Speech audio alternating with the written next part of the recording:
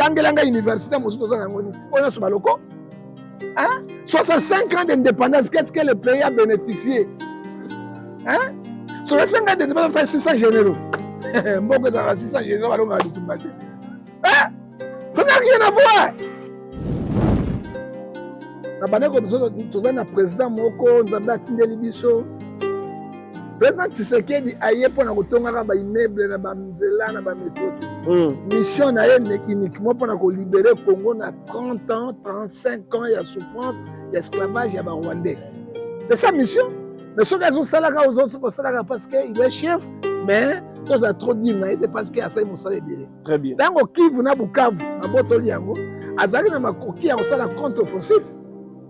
Mais ceux qui a boya ki pona nini, atala ki ete makile ba Congolais kufi 20 millions, la guerre to kosa sur kufi 10 millions, 30 millions belé. Akenaki na diplomatie, oyo nzambe apesa ki et puis tout le monde qui diplomatie. Même la diaspora, mon sous dans une opposition, on ne pas Nanga, on ne pas Kabila à cause d'un bon. Est-ce que vous avez un vrai Congolais? Là, Ecclésias chapitre 3, chaque chose à son temps.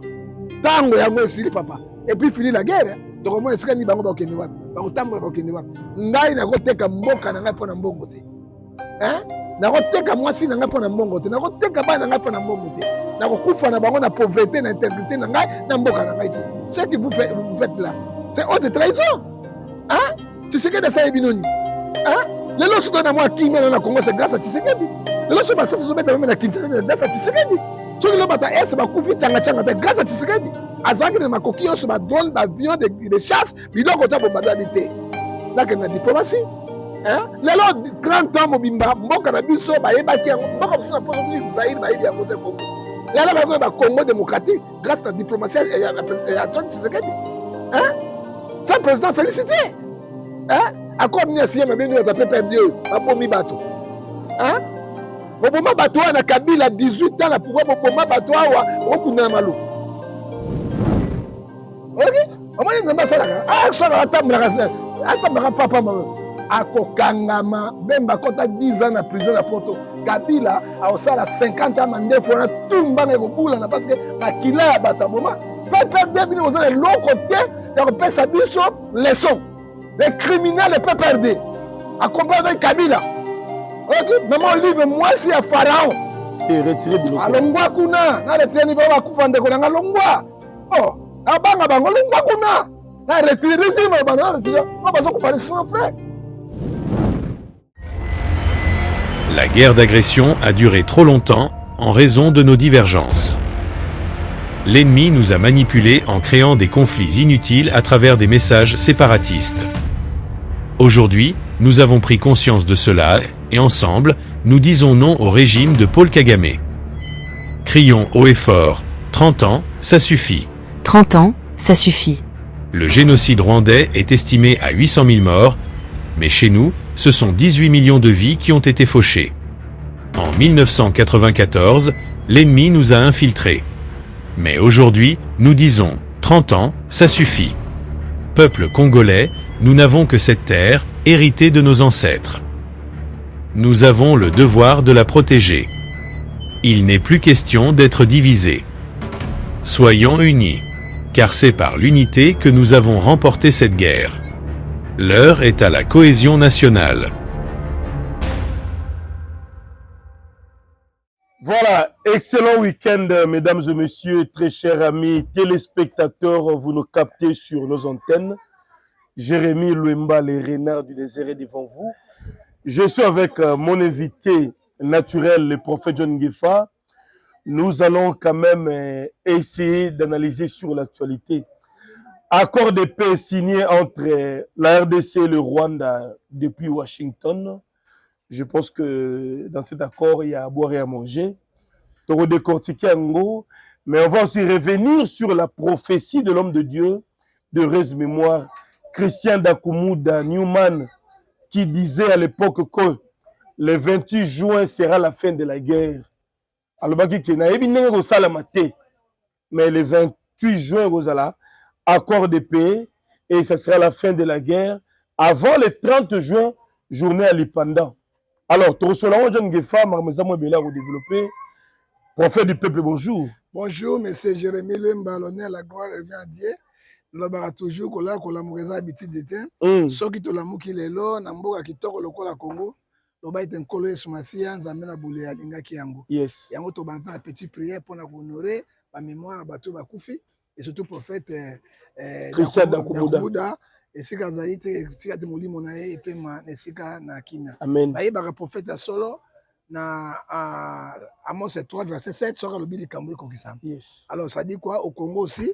Tout ça peut être vrai prophète mais bon ya mabende baleke belé au bazo ko mbrouiller bateau hein directive divine les envoyer banate les ali participer mawaming. Prions le Seigneur. Seigneur natiki boka komona maboko na yo natiki président de la République natiki gouvernement c'est tout autre meeting mini tout ça pas na ministre d'État Guy Londo dans la salle de Vélodrome aux anabiso batela posumba ikaite loboko na nzambe za nakati na biso natiki na sangue sur Jérémy Lemba pesa sa chance intelligence mituna ibiano na ngai natiki pembo kanyonso na bakorde osigné za bakorde ya solo ya copilité penzambe osimba mboka nyonso mibale et de tout développé Congo na biso bana na biso po sukusa na biso na komona tata pe na mwana na molimo santo amen. Amen. Voilà, merci pour la prière, prophète John Gifa. Clin d'œil spécial à Yalou Zombala de Madrid. Il y a Rodrigue Malong aux États-Unis, les célèbres Dien Zundu à Washington, Maître Loupé Tour du monde depuis Lisbonne. Vous êtes tellement ébélé. Vous nous regardez régulièrement. Gérard Saddam de Manchester, merci d'être là. Alors, prophète John Gifa, le Cambotali indépendance, le 30 juin, nous célébrons le 65e anniversaire de l'indépendance à Congo. Que retenez-vous dans 65 ans depuis l'accession à l'indépendance dans le Lumumba, dans Kassavo, Boutsoukino, Lolo? Qu'est-ce qui est fait, qu'est-ce qui n'est pas encore fait? Lecture de Sala, vous allez savoir l'indépendance? Bon, dès que Jérémy Lemba, si vous avez un pasteur ou prophète ou apôtre, il faut aller la vérité, rien que la vérité. Tokobanga mutu te mais tokobanga nzambe asembi pe na bongo hein to mondi buka buka ko télévision na Congo ozala nani na soke simbi il fallait sonner mabele ça dit quoi épidémie ça dit quoi c'est Dieu qui nous protège mais nzambe a protéger raboya ye na 2 Timothée chapitre 2 verset 19 hein oya bango omoni Soudan d'ici de 3 ans après mabamni ko tonga mboka na bango qu'est-ce que Soudan d'ici de Jumazana ngoni za Khartoum te Khartoum babebe simboka la bango na baguerre bazaka na pétrole et puis bana pétrole bana ko fini yango na Soudan ya Khartoum mais regarde aujourd'hui ndenge batoni mboka na biso 65 ans il y a une indépendance Congo azali même na métro te 65 ans indépendance ko secrétaire Jérémy na kotomboka 65 ans il y a indépendance tozali même na balabala munela benga ko na autoroute ezate 65 ans d'indépendance. Tous la TGV. Tous la locomotive qui filme. Matana locomotive comme na matadi. Oh yo nyonso comme mindo. Tout. La 20e siècle c'est là. C'est un modèle. 65 ans d'indépendance. Tant nga plutôt combien tous l'état minen. Hein? 65 ans d'indépendance. Tant nga biso to sobi ba pagebo combien? 65 ans d'indépendance, tous les bateaux de pêche combien? Pour nous lire, fleuve na biso toni mbisi ya kobeba, il faut que Thompson batia biso na format, baso bomba biso. Mais qu'est-ce qu'on a bénéficié avec 65 ans, 65 ans d'indépendance, to bénéficier? Hein? Ce qui m'a wanzambe atine biso mutasuka président Tshisekedi. Asa ta bisala sala zo sala kata ko tonga ka ba arena, alors tonga ka banda ko ezayo bika quand même mais il fait quelque chose na batine biso yango te. To ko zandenge 65 ans indépendant, tous les aérogares. Tous les aéroports, aérogares, 65 ans indépendants. 65 ans indépendance, c'est la souffrance. 65 ans indépendance, c'est la bolose. 65 ans indépendance, c'est le viol. 65 ans indépendance, c'est le détournement. Il y a voleur. Il y a 65 ans, il y a indépendance. Tant que l'anga, tous les campus combien?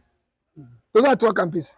Lubumbashi, Kisangani, et qu'est-ce que ça c'est fini. Tangelanga Université, on a ce maloko. Hein? 65 ans d'indépendance, qu'est-ce que le pays a bénéficié? Hein? 65 ans d'indépendance, c'est 600 généraux. Mboko dans 600 généraux, on a dit tout. Hein? Ça n'a rien à voir.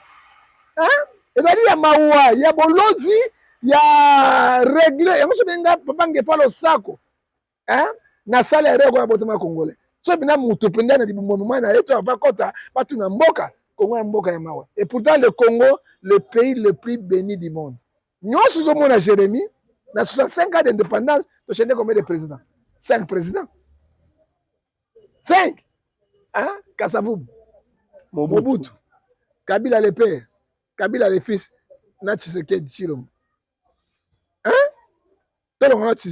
mais toujours le Premier ministre peut belé. Premier ministre belé, qu'est-ce qu'ils ont fait? Toujours des détournements. 65 ans d'indépendance, on appelle ça c'est vrai, c'est-à-dire il y a bolodi, il y a souffrance pour le peuple congolais. Alors, merci pour la réponse, prophète John Ngefa. Je pense que Congolais tous vos alliés, bonne fête à l'indépendance. Au salut lecture par rapport à la misère, par rapport à la souffrance, il y a chômage, par rapport à le Congo est juste décollage. Le Congo n'est pas développé 65 ans après l'indépendance. Qu'est-ce qui a bloqué? Ils allaient mauvaise foi, ils allaient détournement. 65 ans d'indépendance. Dans cette émission, on va pousser les autres.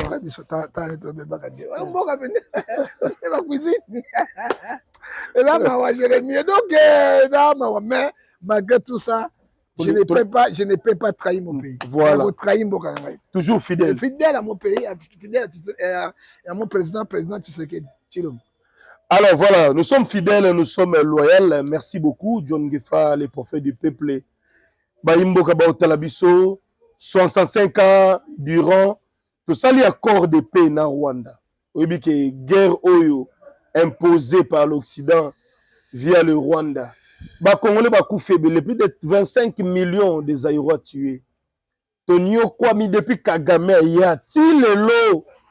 Bakundi, ba mama, ba violé, ba tout, ba nabitike, ba souffrir. Le lot quand même, grâce à la diplomatie du chef de l'État, le président Tshisekedi Tshilombo, Félix Antoine, na ministre Nabiso, Maman Wagner, au Batobel, bazako félicité. Accord de paix salami entre Congo et Rwanda, na Washington. Tout le monde Trump, le président américain, a s'engagé à lobby, à salir discours.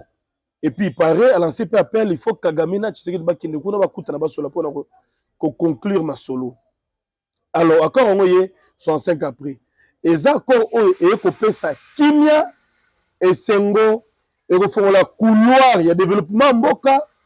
Na évité dans tout ça, tu peux dire quoi? Bon, Jérémie Lemba,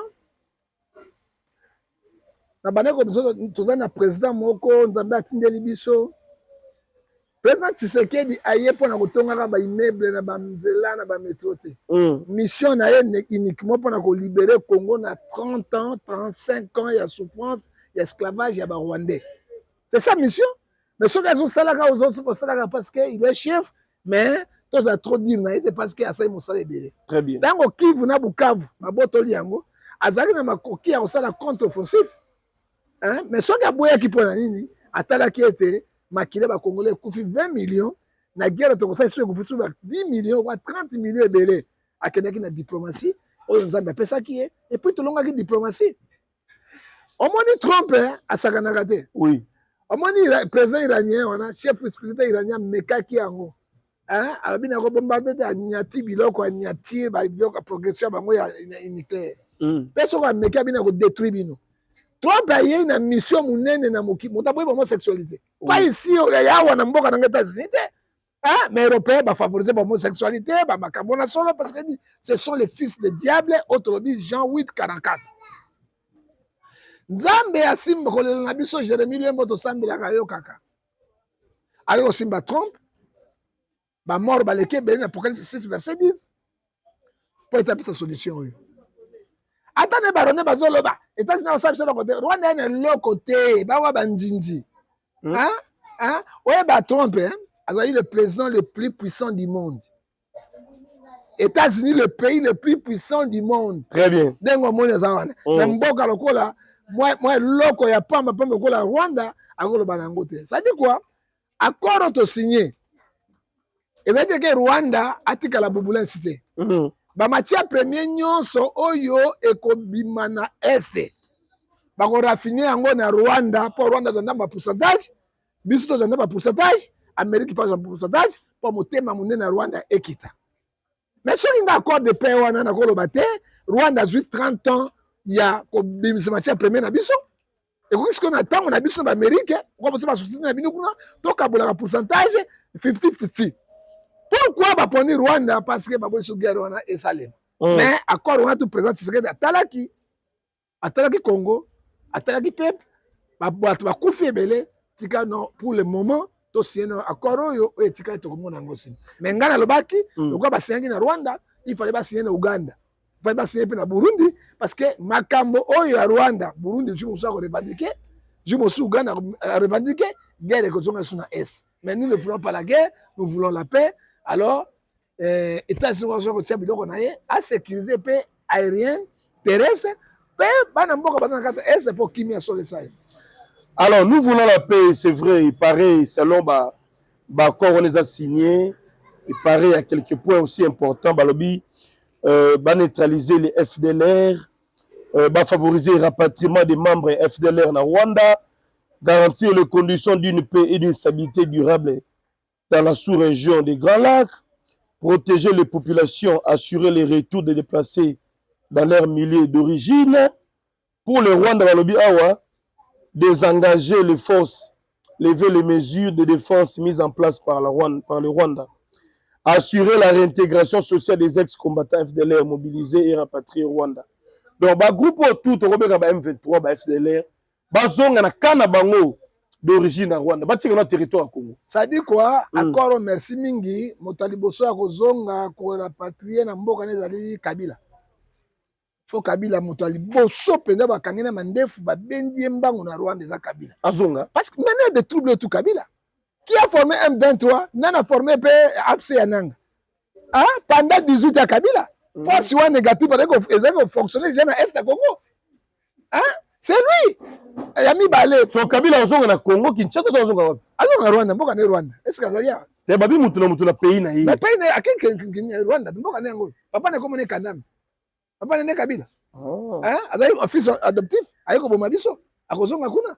Moi si nenda za congolaise, côté musu belge, côté musu congolaise. Maman Olive zotika leo. Aza mu Congo na pesi mutu. Mais aza mu Congo papa na nani? Belge. Maman Olive belge. Ah, yeba kate.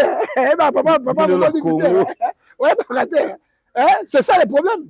Yami balé tobo likambo ya mixage. Oui. Ba o nyonso force négative ezali na mboka na biso, Rwanda, Burundi, Uganda.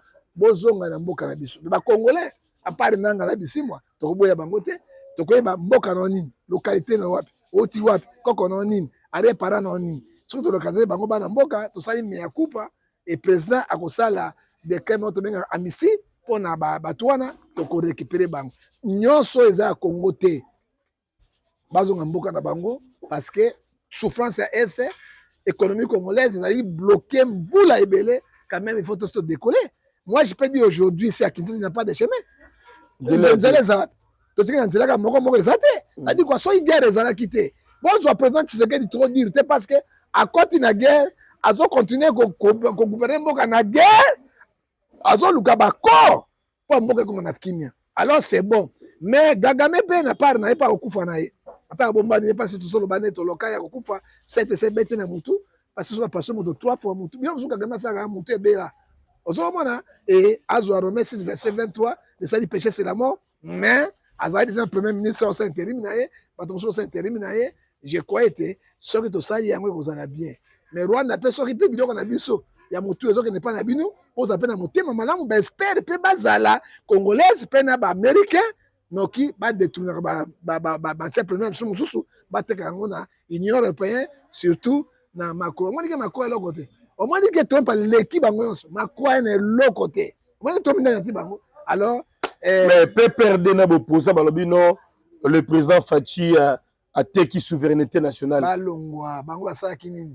A peut perdre Rwanda mobimba tata mandefu a pembe jeune mandefu a pembe a dirigé Mboka pendant 18 ans, qu'est-ce qu'il a fait? Hein? Elle on y a sali biloba loba, bazo teka Mboka na bango likolo na mbongo. Hein? 1 Timothée chapitre 6 verset 10. Hein? Même la diaspora, mon sous une opposition. Par contre, on n'est pas Nanga. On n'est pas Kabila à cause d'un bon. Est-ce que c'est un vrai Congolais? Tala. Ecclésiaste chapitre 3, verset 1, chaque chose a son temps. Tango yango esili papa. et puis fini la guerre tokomona esika ni bango bakende wapi bakotambola bakende wapi ngai nakoteka mboka na ngai mpo na mbongo te nakoteka mwasi na ngai mpo na mbongo te nakoteka bana na ngai mpo na mbongo te nakokufa na bango na pauvreté na intégrité na ngai na mboka na ngai te ce que vous faites là c'est haute trahison Tshisekedi asali bino nini lelo so na mwa kimia na Congo c'est grâce à Tshisekedi lelo so basasa zobeta meme na Kinshasa c'est grâce à Tshisekedi soki lo bata ese bakufi tsanga te grâce à Tshisekedi azalaki na makoki nyonso badrone baavion de chasse biloko ta bombarde habité nakende na diplomatie lelo 30 ans mobimba mboka na biso bayebaki yango mboka mosusu na poso Zaïre bayebi yango te Congo lelo bakoyeba Congo démocratique grâce à la diplomatie et Antoine Tshisekedi ça président félicité accord ni asigné mabeni ota PPRD babomi bato boboma bato wana Kabila 18 ans na pouvoir boboma bato awa bokunda na maluku un nazali bon rete un piano na Kimbuta fit gouverner bokundi plus de 200 personnes bao na maluku fausse commune na maluku ezali awa na loba yango bino bato aner bino bato demi yap bino bato sécurité bino bato onini bokende na maluku et puis nazala bakanga ye babomi bakinois ce n'est pas est parce que kinois bakundama na maluku wao toujours porté disparu bakangi ozate c'est Kabila qui a tué qui a saccagé avec bato bapauvre sakani banani maluku yango 80 km ozoluka ni bokende botimola bokokuta bibembe bato plein c'est Kabila non na kinga 4 na banako boma bato boyi motabwa keli ba kosi na ye moto vivant omona Balion c'est Kabila c'est nitilé un sanguinaire alaki na ngando moko otani ni ya mulaibo soko yo abeto makofi boite kao babwaki yakuna kati botu na Zakari baba soirdi Kabila soit clair akosaki te gouverneur ba Congo solo ba Congo lelo mboko ya ba Congo batombuki na mutu na bango Kabila boma Jacques Mbadou Kabila boma tika mwasi na bana Kabila nga botola nini papa ba matière première ba Congo na ba biloko makasi matière première na abi biloko ya bana mboka yo kozanga nyonso président mais biloko yo lobana est-ce qu'ils a fondé ils a vrai ngana ba caméra partout Jacques Mbadou parce que ba Congo loko bangala te so bangala de guerre bima ba Congo ba ta sérieux soki biso bangala na baluba oyo baluba na mongala ba tata moko mais bitumba bunda abengi Jacques Mbadou wawa na kinga kati beta tata bato makofi titi oye boxer de ko beta ka bato titi ya kufi botu na moi c'est Jacques Mbadou zalio alors moto ko kubi sekeni Tshisekedi qu'est-ce que tanga moto Tshisekedi bomai na eza ba dossier kala ko ya kala meko kundola ngote rôle ya procureur général celui qui cherche les infractions to kundola ngote mais mabelo ya toza ngo ya ba Congo ya ba Congo bato bandu mabelo tozana yango c'est déjà le passé tika ko ba biloko wana de passé nini oya azoboma Kabila congolais oya azoboma bato na Kivu ko violer bana bato ba mama basi ba nini tout c'est pas Kabila avec nang to bon de te Kabila na lokote ok ba longi militaire na so asopi nguba police o kangai ok omoni nzamba salaka sala atambaka papa akokangama bemba kota 10 ans na prison na poto Kabila aosala 50 ans mandefo na tumbanga ekobula na parce que makila ya bato boma PPRD bino ozala lokote ya kopesa biso leçon les criminels de PPRD accompagné avec Kabila ok maman livre moi si ya pharaon te retirer biloko alongwa kuna na retirer ni baba kufa ndeko na longwa abanga bango longwa kuna na retirer régime bana retirer on va se faire son frère moi j'étais à Brazzaville na période ya Sassou loy na okikanga moyibi babandi boso boma nyoka bikisa nyoka boma Congo Zaïrois na moyi baso beta basi tout partout na moni na lokende boulot na 14 kanga moyibi na moni bakangi Congo moko caméra tango bakangi Zaïrois na biso moko boye babetie bazuye batie na saki bakangi saki boye pour bakufi tango na tala moi j'ai quitté le pays c'est là où j'ai quitté Brazzaville le massacre massacre je vis à mes yeux kufi policier te mutute bako boaka kolambwa quand même nous sommes les êtres humains oui c'est révoltant c'est là na tiki Brazzaville tamu seka munene boy 4 boy 1000 francs li passa 25 francs na vie moko impeccable na tiki yango pona makila mboka na ngai po bozotika Kabila pona wazalendo bobeta ye boboma ye ngefa oza pasteur pasteur te Moïse abomaki bato pa ya Pharaon ntango bazoboma bazobeta bandeko na ye Moïse oyo abomaki abeti Égyptien te akufaki e Moïse abokomaki na ndako ya Pharaon pasteur obini mwasi nanga soko ye ozwi ye boye ozwi ye makango ke natali yo boye natike mpona nakobeta o makofi Jérémie nakopupola o mpena biloko boye si bato kobongela Nzambe la prière après prière ça dit quoi il faut totelema eloko ya mabe tokondani yango na ngai namoni eloko na kondani Tshisekedi te j'approduit donc accord wana eza bien accord mpona paix mais mpona bambongo obuta loba yango s'il faudrait faire un accord avec le diable je le ferai ye mpe asali na ye oyo etikali nsima tobondela pa ese Congo eza ya biso Jérémie tokonyokoma boye te moi j'ai fait chez moi ici 5 jours sans courant 5 jours sans courant président tosangi directeur général SNEL aza démissionné et puis na sangi lisusu baoyo basaka na bakomi na ngiringiri ce sont les foutrons badémissionné bakozwa courant bato basimbaka basingaka courant mpe bafacture yaka bakonyokola biso te wapi SNEL bino kaka Kabila yo mpe directeur général SNEL oza mpe koleka Kabila te bakabila baza ebele 5 jours tomonaka courant te nous sommes là où toza na mboka nini badirecteur agence bino otiele biso bagiringiri baoyo bakomi lokola eloko ya bango ava basomba basinga $10 $3 badepense niti siko ntina yango ya SNEL na mboka Kongoni c'est-à-dire quoi esprit ya Kabila ekotela bato ebele balingi kosala changement mboka te mais Nzambe atikaka te changement ekoya e bango tu bakolanda Kabila kuna na Rwanda. Alors c'était le prophète John Ngefa, il a parlé de l'essentiel de l'actualité. Merci à vous, merci à Babi Kaba, la maman sociale depuis la Suède. Merci encore une fois à Mimi Ndoumi, femme de luxe depuis Mönchengladbach, en Allemagne. Je vois également Sema Mayasi, femme légitime, agence Mayasi, Forza Italia.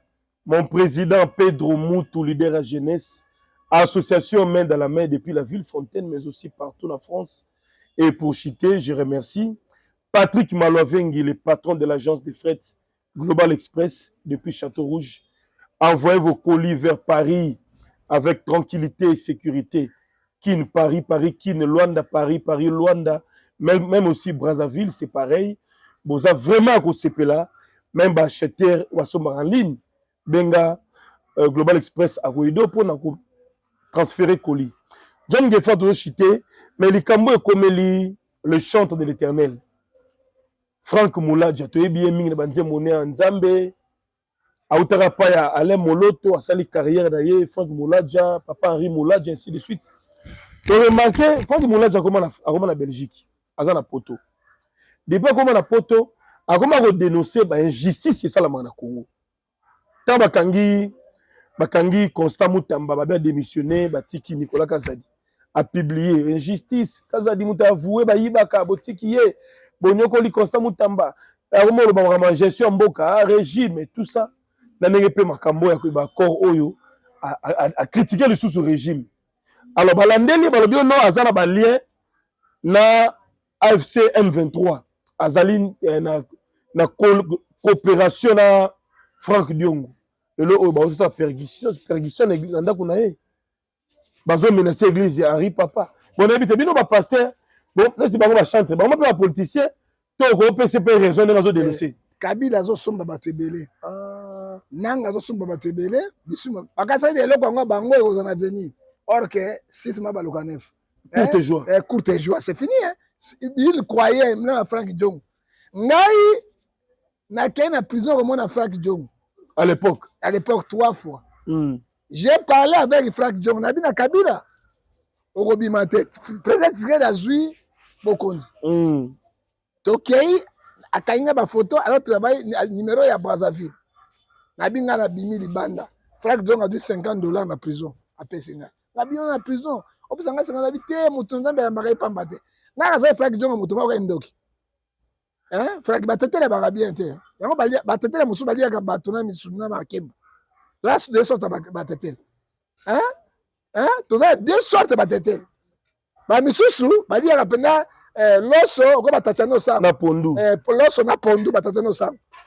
na oyo boni miso kuma ngmbele wana baliaka misunya batona makembo kwa Frank Diongo baliaka na ye na bandi makelele papa Frank Diongo na bi président tisikala kobimisa yo le président m'a entendu abimisi Frank Diongo yango moko Frank Diongo abimaki na prison akendeki na limité ko remercier chef de l'état et pas Antoine Tshisekedi na limité moi j'étais là avec Edingwe nazaki à terre munene oyo lelo kokamwa obi Mathieu 10 40 à 41 à 43 oyo apesi yo ata mai ya pamba il faut pesa merci yes grâce au président Tshisekedi ke Frank Diongo azali libanda siko opposition yango ya Frank Diongo akomi rebelle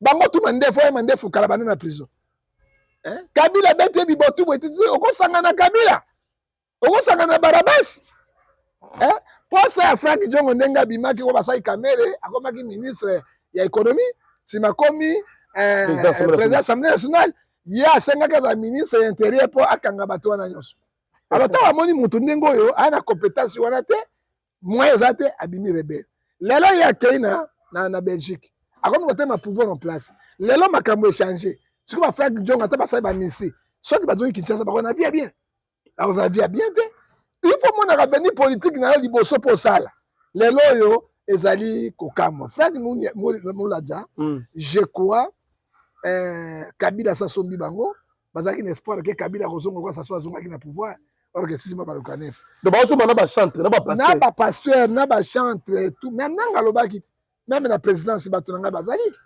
même na gouvernement bato na ngai bazali même bachantre bapasteur bazali tozomona bango même na moni Bokecho awa na Edi Bolombo alongwe akei kuna epai ya nanga epai ya Kabila tadi kwa Kabila azosomba même badiaspora noko Bokecho kochange te tika na mboka na oliti na mboka na marke kofinga bamelembisa moke tokomprena mpe okala me ozala mpo na likambo ya mboka me oboyi kokende epai ya Kabila oyebi na régime eleki na régime kaka Tshisekedi nakotala mokonzi moko naotanga kombo te tosoyi ne boye te abi oyebaka Bokecho ngabi bone Bokecho noko na ngai mama ya Bokecho azali ngombe me papa Bokecho azali mongo ya solo abi wi yango Bokecho abe ngai noko est-ce que kosola na ye ngabi wi na kosola Bokecho problème eza te adu $50,000 c'est là on a montré que Bokecho c'est un vrai opposant ata ngai Bokecho na ngai nazo pardon na otsambe nzambe sim bosembo na lobi yango wana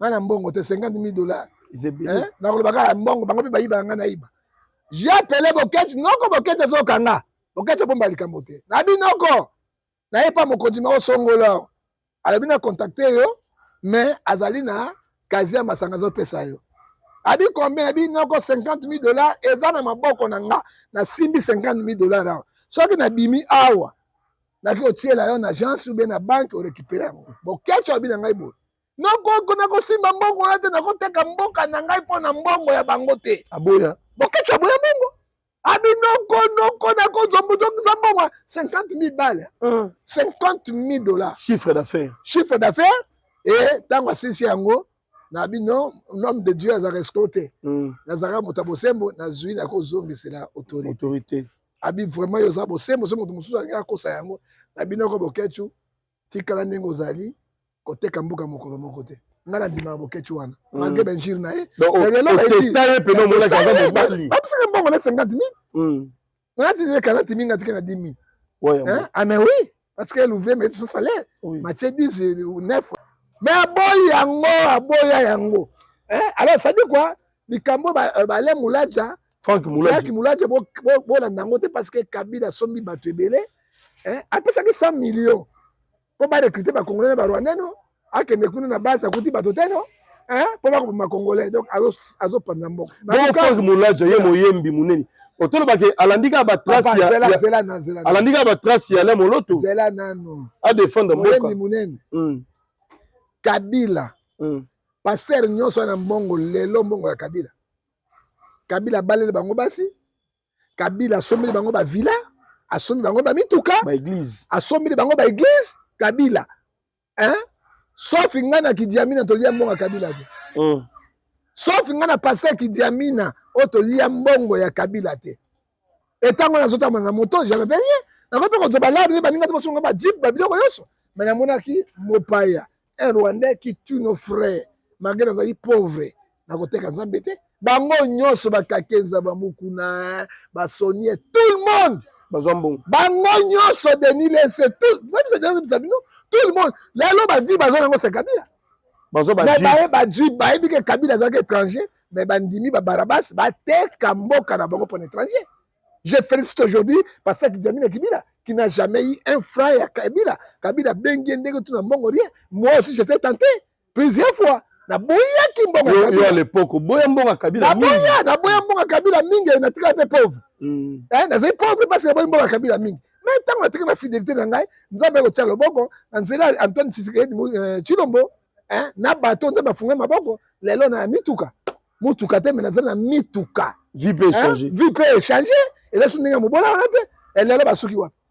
yango moni catholique balingi batongo sa Kabila pour na coup d'état pour na ba récupérer ba situation ya bango na ba faux pasteur wana toko teka mboka te na ngai na condamné frère Moulaja na Ephésiens 5 verset 11 akoki kolanda nzela le moloto non à cause de la un traite d'un Jude de l'Iscariote parce que position na ye eyebani mabe un pasteur un apôtre, un bon politicien, un leader politique à défendre toujours Mboka naï. Même Fallou sera qui a défendre nini intérêt à Mboka. Intérêt à Mboka. Si vous voulez vous autres Mboka pour na Kabila mo pa Rwandais. Les lope histoire finish. Votre Mboka naï. Tomo esika ba koza. Nani on mutata mande fwa pembe wana nanga. A okende wapi? Bisimwa okende wapi? Batuni biso ta okende wapi? Bino utaki wapi? Nous gagnons na Rwanda, parce que va s'entêter vraiment tribunal international c'est payé et puis la prison 10 ans 15 ans la prison. Alors merci beaucoup prophète John Ngifa, je pense que il est clair, il faut rappeler que le chanteur gospel Frank Moulaja est en fuite. Il est soupçonné d'avoir des liens avec l'AFC M23. Entre-temps, on nous fait savoir que l'église, il y a jeune frère Naï Henri Papa Moulaja. Ils appellent na menace na mon bataille. L'infraction individuelle donc petit frère bolanda te famille pe na ye bolanda yango te pona papa ya nanga ezana Kisangani batala ka basaleni même sango kene na papa nanga papa ya nanga benisaki ye l'infraction individuelle oyo conseil le bin article 12 batika ko menacer petit na ye famille ya ye ezali choix ya poni et mes bible bin na biso Galate 6 verset 7 à 8 c'est que l'homme a s'aimé il moissonnera. Alors merci beaucoup, merci à maître Siza Soukama, puissance à Mikili, les célèbres Dien Nzundu na Washington, le vieux Thierry capitaine Yamama Gina depuis le Canada. Merci encore une fois à Rodrigue Malong aux États-Unis, à Luzombala de Madrid, partout Bozali, nous sommes de cœur avec vous. Commentez, partagez les liens pour nous faire plaisir.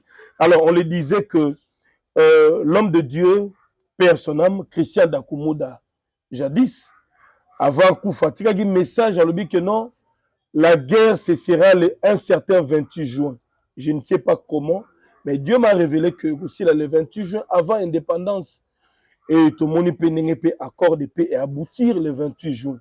Donc, Bandeko Mingi, Bakumi Sinzambe, Dakumuda Satika Biso, il fut un grand musicien profane.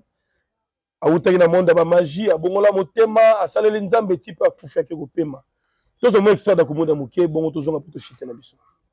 Voilà, de retour sur ce plateau, l'homme de Dieu juste un message pour Dakumuda mutuna linga ki ope mingi. Non, Dakumuda azali mutuna ngai mingi et puis na soutena ki mingi peza. Azaki il est comme Saul Saul a combattu Paul bato bazali na Yesu longo moko personne a écrit 13 livres. Donc la Paul azaki inspiré et Christian Dakumuda personnel azaki pena mosai na Nzambe solo parce qu'il défendait l'évangile, il défendait le christianisme et baye bakasolo mosai na Nzambe la prophétie quand il parle ça va s'accomplir que son âme repose en paix. Merci. Mais les 28 et kokisami Nzambe azo lokumu parce que Amos chapitre 3 verset 7 Dieu ne fait rien sans toutefois répéter ça que les serviteurs Nzambe alakisaka alakisi pe kokisama. Alors, dernier message pour la sensibilisation. Tout le monde est en kozwa mesa na zando ekomi caution neti garantie $460 par mois, $60. Alors, quand tu as la ville à Kinshasa, c'est quoi, Jérémy? Maman ya ndunda kozwa $60 ou atekaka ndunda atekaka pilipili. Pourquoi l'État congolais esungaka peuple congolais te peuple congolais te pona? Pourquoi parlement ezokata mobeko moko teza nini papa? E bango batatongi yango ngobila mutatongi yango jatini ngobila. Oyeka bosana jatini ngobila. Obosana ye. Babosana ye. Batanga ta kombo wana te bijou atongi zando ezami balé na monde. Moko na Singapour, moko na Congo démocratique. Déjà ben un vrai marché hein. Vrai marché international équipe ba marché en ce moment, yaka mi balé. Batongi ba pavillon. Ba pavillon eza wana 37 banques. Na se. Hein? Biloko to na 4. Pourquoi ba futaka ba taxe na bango ne ba futaka 2000 pour favoriser ba tout pour na 450. Maman ta kambina. $60. À cause yango wapi pe la garantie cause wapi? Ça dit quoi? Nyonso wana Jérémy, ils allaient manquer à volonté politique. Ceux qui bino ba dirigeant au bolinga biso peuple. Mais bozo bosana te mobeko moko nzamba tika yango na Jean. Alobe na biso na 13 verset 34. Je vous laisse le nouveau commandement, aimez-vous les uns les autres. Est-ce que l'autorité va dire ça? Hein? L'autorité va dire ça? 650 moussous garantis. Moussous va foutre $100. Moussous $60 avec $350. Maman zo somba bikala kasa. Si quoi go zoa $60 chaque fin du mois en fout $60 salaire à moto. C'est ça. Hein? Est-ce que $60 en francs congolais combien? 180 000 peut 200 000. Oui. Hein? Salaire de batu bazorango wana. Ça dit quoi? Bozami tema mabe. Voilà c'est que comme ga zando ba wa. Ya ba wara. Ba beninois, ba camerounais. Ba camerounais ba ko tonda wana plein. Congolais go souffrir. Alors eza mawa mingi na bino oyo bozo diriger Congo démocratique. Nga longola président Tshisekedi. À part président Tshisekedi. Hein? On a longola kaye parce que je connais mon président. Comment il est avec son cœur de paix. Hein? Toganga makasi président Kinshasa. Voilà. Voilà, merci beaucoup. Ça n'est fini. Merci à l'autorité Nyonso. Merci à tous les hommes de Dieu qui nous captent régulièrement à travers le monde. Homme de Dieu, homme de Dieu. Tu vas sataniste, est-ce que homme de Dieu, Bazalia? Homme de Dieu, c'est 5. Il y a Liboso, Papa Konde, il y a Lilo. Il y a Sagrandeur. Il y a Mi Balé, Tokamata, Kizami, na Kibila. Propre. Il y a Mi Sato, Tokozwa. Oh, le bagate, il aime Oluba, mais il ne parle pas. Oui, bien. Amos Simba. Tant que nous avons temple, Amos Simba, Tonga, temple, Nzambe, Kalame, silence. Il y a Mi Nei, Tokamata Nini, Otobengi, archevêque métropolitain de ville de Kinshasa. Oui, bien. Dodo Kamba. Tant que nous avons 5 ans, nous avons Paula, ça dit qu'Apocalypse 3, verset 14 à 16. Ni chaud, ni froid, ni froid, ni chaud. Moi, Dieu, je vous remercie. Alors, merci beaucoup. Tout le monde, une semaine prochaine avec John Gefa, notre invité permanent. Merci Nabandego Toubolingrabiso. C'était Jérémy Luemba, les renards du désert. Mote Nabino tout. Donc, qu'est-ce qu'on a on appelle sensibilisation à la propriété de la ville de Kinshasa. Oui, ça y est. Bourgmestre, chef de rue. Ça bourgmestre. Bourgmestre va s'arrêter pour zolo ngolo ngote. Si on a biloko zo kota kata mbula so bete to zindi. To ya pena ko tika bino. Hein? To ya pena ko tika bino. Kufa bo kufa kate. Bika bo bika kate. Bongwama to bongwama kate. To ko sala na bino ndenge nini? Yes. Yango soko moni hein. Okene ba morgue ya poto hein. Tamo de soka kufi. Gentil. Okene ba morgue ya betasi na merita mutakufi. Gentil. Oh ya biso mutakufi ta. Lokola bis c'est ça accident donc abotami na souffrance akoli na souffrance abali na souffrance akufi na souffrance et donc il est au saxandane hein oza mabe mingi bino alors Guy Londomboyo message non tozana déjà ndenge bimi matinée politique dans la salle de développement qui ne indi wana mutu ya makambo mutu ya bato kuna plein na mona zo kene pona tsema boko na toka ikulusa munene na kati ya kingo pona ko bendiri ye pe ko bendiri minulu voilà, vous avez l'onction. Ngai? Papa, ngai mwana kina cancer ya prostate na biki ndenge ni. Vraiment. Moi si na mama bouger cancer ya libele awa, libele cancer libanga. Hein? Ba docteur nyo so ya cancer ba kata libele habité. Moi si na ngai na bala ke mabele mibale. So ko kata libele, ba so na la libo. Loboko mwela na ko kata papa libele moko mwela na ko kata, pardon na ko kata. Na binza ma kufa mabele mibale. Il y a une question de silati. Yo, Bandi. T'as le miracle, ce sont des escrocs. Il y a un sobi qui s'abat dans le bâton Jérémie. J'ai des gens, on a ça, Konzi. On a bon drapeau na bango. Tout nangai bango, mais la remis comme ça. Oyoki yango, action yana maloba nangai. Comme on au bunsangai, au koya, na botika dessin animé. On va tout le monde pour na kouf. Yo na bikat, ba pololi. La guerre d'agression a duré trop longtemps en raison de nos divergences. L'ennemi nous a manipulés en créant des conflits inutiles à travers des messages séparatistes. Aujourd'hui, nous avons pris conscience de cela et ensemble, nous disons non au régime de Paul Kagame.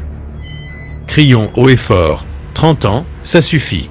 30 ans, ça suffit.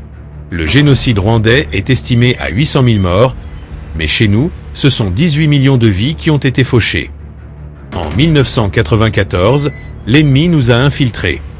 Mais aujourd'hui, nous disons, 30 ans, ça suffit. Peuple congolais, nous n'avons que cette terre, héritée de nos ancêtres. Nous avons le devoir de la protéger. Il n'est plus question d'être divisés. Soyons unis, car c'est par l'unité que nous avons remporté cette guerre. L'heure est à la cohésion nationale.